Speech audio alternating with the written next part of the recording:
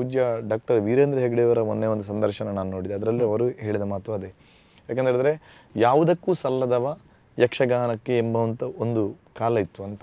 ಯಾವುದಕ್ಕೂ ಸಲ್ಲದವ ಅವ ಆಟದಲ್ಲಿ ಇದ್ದಾನೆ, ಆ ಆಟದೇ ಅಂತ ಆ ಮಾತುಗಳಿತ್ತು. ಅದನ್ನು ಎಲ್ಲಿವರೆಗೆ ನಾವು ಅನುಭವಿಸಿದೆ ಅಂತ ಹೇಳಿದ್ರೆ, ನಾನು ಕಟೀಲು ಮೇಳದ ಪ್ರಥಮ 1-2-3 ವರ್ಷದ ತಿರುಗಾಟದ ಸಂದರ್ಭದಲ್ಲಿ ಕೂಡ ನಾವು ಎಷ್ಟೋ ಮನೆಗಳಿಗೆ ಆವಾಗ ಬಿಡಾರದಲ್ಲಿ ಇರ್ತಿದ್ದದ್ದು. ನಾವು ಆಟ ಆಡಿಸುವವರ ಹತ್ತಿರದ ಮನೆಗಳೆಲ್ಲ ಇರ್ತಿದ್ದವು. ಅಲ್ಲಿ ಹುಡುಕಿಕೊಂಡು ನಾವೇ ಹೋಗಬೇಕು. ಒಂದು ಕೈಯಲ್ಲಿ ಚಾಪೆ, ಒಂದು ಕೈಯಲ್ಲಿ ಬ್ಯಾಗನ್ನು ಹಿಡ್ಕೊಂಡು ಮನೆಗೆ ಅಲೆದಾಡ್ಬೇಕು. ಇಲ್ಲಿ ಮಲಗ್ಬೋದಾ, ಇಲ್ಲಿ ಮಲಗ್ಬೋದಾ ಅಂತ. ಎಷ್ಟೋ ಮನೆಗಳಲ್ಲಿ ಈಗಿನ ಎಷ್ಟು ಜನ ಅದನ್ನು ನಮ್ಮ ಥರ ಬಿಡ್ತಾರೆ ನನಗೆ ಗೊತ್ತಿಲ್ಲ. ನನ್ನ ಜೊತೆ ಇದ್ದ ಕಲಾವಿದರು ಒಟ್ಟಿಗೆ ಇದ್ದಾರೆ. ಎಷ್ಟೋ ಮನೆಯಲ್ಲಿ ನಾವು ಹಾಕಿದ ಚಾಪೆಯನ್ನು ತೆಗೆಸಿದ್ದಾರೆ. ಇಲ್ಲಿ ಮಲಗಬೇಡಿ, ಇಲ್ಲಿ ನಿಮಗೆ ಬಿಡಾರ ಇಲ್ಲ ಅಂತ.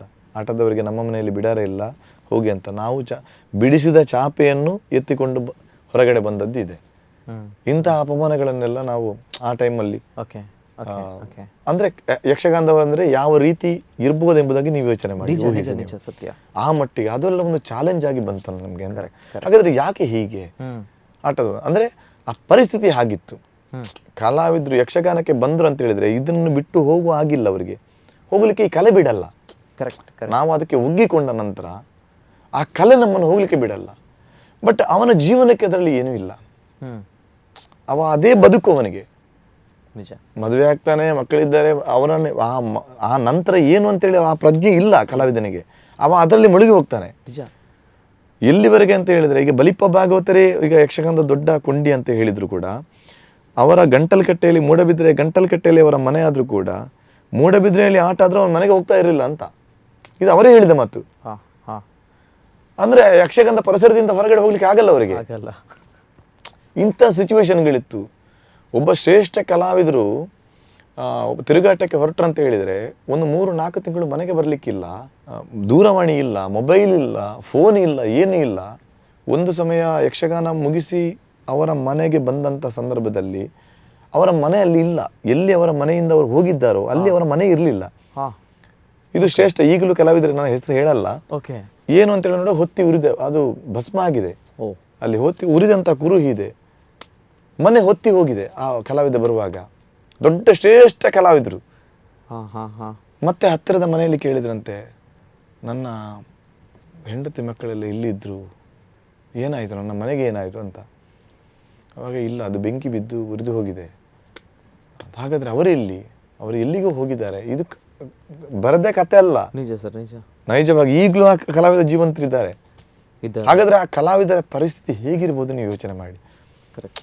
ಎಷ್ಟು ಕಷ್ಟಪಟ್ಟು ಯಕ್ಷಗಾನ ಕಲೆಗೆ ತನ್ನನ್ನು ತಾನು ಅರ್ಪಿಸಿದ್ದಾರೆ ಎಂಬುದು ಅದರಲ್ಲಿ ನಾವು ಅದನ್ನು ನೋಡ್ಬೇಕಾದ್ದು ಅಂತ. ನಮಗೆ ಏನೇ ಕಷ್ಟ ಬಂದರೂ ಕೂಡ ಯಕ್ಷಗಾನ ನಮಗೆ ಆ ಕಲೆ ಅಂತ ಅಷ್ಟು ಆ ಒಂದು ಆರಾಧನಾ ಭಾವದಿಂದ ಅದನ್ನು ಬೆಳೆಸಿದ್ದಾರೆ ಅವರು. ನಿಜ ನಿಜ ನಿಜ. ಅಷ್ಟು ಆ ಕಷ್ಟ ಆಗಿತ್ತು ಯಕ್ಷಗಾನ ಕಲಾವಿದರದ್ದು. ಆ ಹೆಂಡತಿ ಮಕ್ಕಳು ಎಷ್ಟು ತ್ಯಾಗ ಮಾಡಿರಬೇಕು.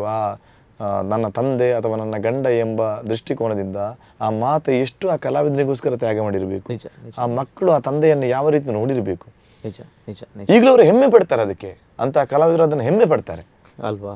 ಹಾಗಾದ್ರೆ ಆ ಕಲೆಯನ್ನು ನೋಡಿದ ದೃಷ್ಟಿ ಹಾಗಂತೇಳಿ ಆರಾಧಿಸುವವರು ತುಂಬಾ ಜನ ಇದ್ದಾರೆ. ಆ ಕಲಾವಿದರನ್ನು ನೋಡಿದ ದೃಷ್ಟಿಕೋನ ಹಾಗಿತ್ತು. ಅಂಥದ್ರಲ್ಲಿ ನನ್ನ ತಂದೆಯಿಂದ ಹಿಡಿದು ಇಡೀ ಆ ಯಕ್ಷಗಾನದ ಕಲಾವಿದರ ಇಡೀ ಜನರೇಷನ್ ಹೇಗೆ ಆ ಕಲೆಯನ್ನು ಬೆಳೆಸಿಕೊಂಡು ಬಂದಿದ್ದಾರೆ. ಈಗ ಏನು ತೊಂದರೆ ಇಲ್ಲ, ಎಲ್ಲ ಟಿವಿಯಲ್ಲಿ ಬರ್ತದೆ, ಎಲ್ಲವೂ ಇದೆ. ನಿಜ ನಿಜ ನಿಜ. ಪರಿಸ್ಥಿತಿ ನಾವು ಯಕ್ಷಗಾನಕ್ಕೆ ಎಂಟರ್ ಆಗುವಲ್ಲಿವರೆಗೆ ಅಲ್ಲಿವರೆಗೂ ಕೂಡ ನಾವು ಒಂದು 8 ವರ್ಷ ಆ ಕಲೆಯಲ್ಲಿ ಕಷ್ಟಪಟ್ಟು ಯಾವ ರೀತಿ ನಮ್ಮನ್ನು ಜನಗಳು ಕಲೆಯನ್ನು ಎಲ್ಲರೂ ಪ್ರೀತಿ, ರಂಗದಲ್ಲಿ ಎಲ್ಲರೂ ಚಪ್ಪಾಳೆ ಹೊಡಿತಾರೆ, ಸಿಳ್ಳೆ ಹೊಡಿತಾರೆ, ಎಲ್ಲವೂ ಹೌದು. ಅದು ಹೊರಗಡೆ ಬರುವಾಗ ನಾವು ಮೇಳದಿಂದ ಮನೆಗೆ ಹೋಗೋಗ್ಲೂ ಆಟದೇ ಬತ್ತೇವಾ, ಇನ್ನು ಒಳ್ಳೆಜ್ಜೆಯಾ, ನಾವು ಬಸ್ಸಿಂದ ಇಳಿದು ಹೋಗುವಾಗ್ಲೂ ಅಂತ ಮಾತುಗಳನ್ನು ಕೇಳಿದೆ. ಇನ್ನು ಒಳ್ಳೆಜ್ಜೆ, ನಿನ್ನ ಆಟ ಹೆಜ್ಜೆ, ನೀವು ಏರು ನಲಿಪೇರೆ, ನಲಿಪಿನಾಗ್ಲಿರಲಿಜ್ಜೆರಾ ಅಂತೇಳಿ. ಇಂಥ ಸಿಚುವೇಶನ್ ನಾವು ಕೇಳಿ ಬೆಳೆದವರು.